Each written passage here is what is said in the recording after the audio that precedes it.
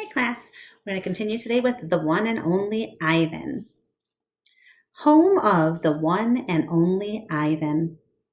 George and Mac are out by the highway. I can see them through one of my windows.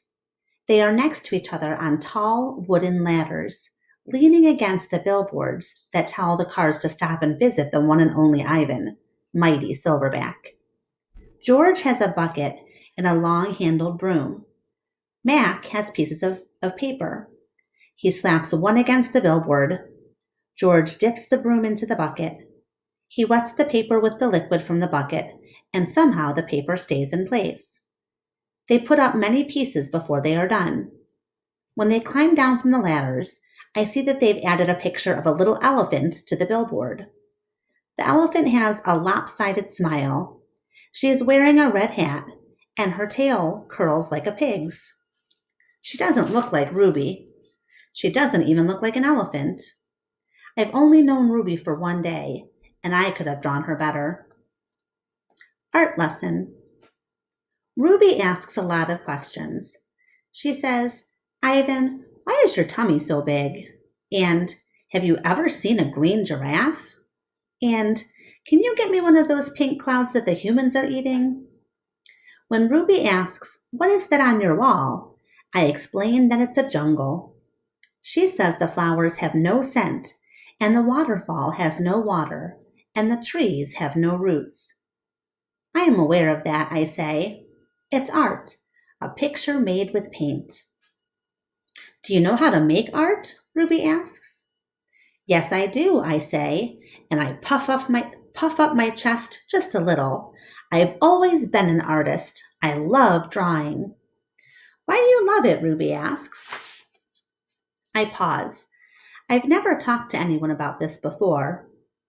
When I am drawing a picture, I feel quiet inside. Ruby frowns. Quiet is boring. Not always. Ruby scratches the back of her neck with her trunk. What do you draw anyway? Bananas mostly. Things in my domain. My drawings sell at the gift store for $25 a piece, with a frame. What's a frame? Ruby asks. What's $1? What's a gift store? I close my eyes. I'm a little sleepy, Ruby. Have you ever driven a truck? Ruby asks.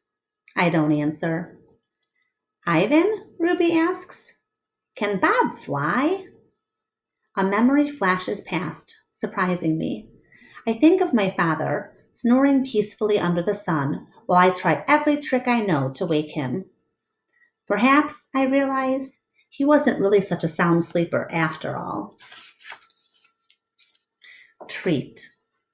How's that foot, old girl? George asks Stella. Stella pokes her trunk between the bars. She inspects George's right shirt pocket for the treat he brings her every night without fail. George doesn't always bring me treats. Stella's his favorite, but I don't mind. She's my favorite too. Stella sees that George's pocket is empty. She gives George a frustrated nudge with her trunk, and Julia giggles. Stella moves to George's left pocket and discovers a carrot.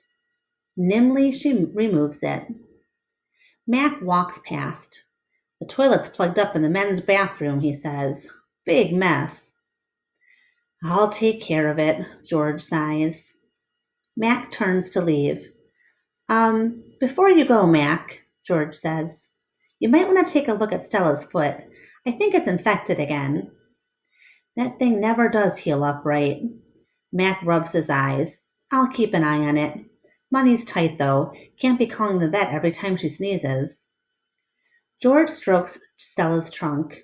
She inspects his pockets one more time, just in case. Sorry, girl, George says, as she watches Mac walk away. I'm going to stop there for today. Somebody asked yesterday about our Ivan discussion board. We were getting a little bit of a lower response, so I hadn't posted the past few days, but I will post a question for today, so make sure you check out our discussion board, and I'll see you tomorrow.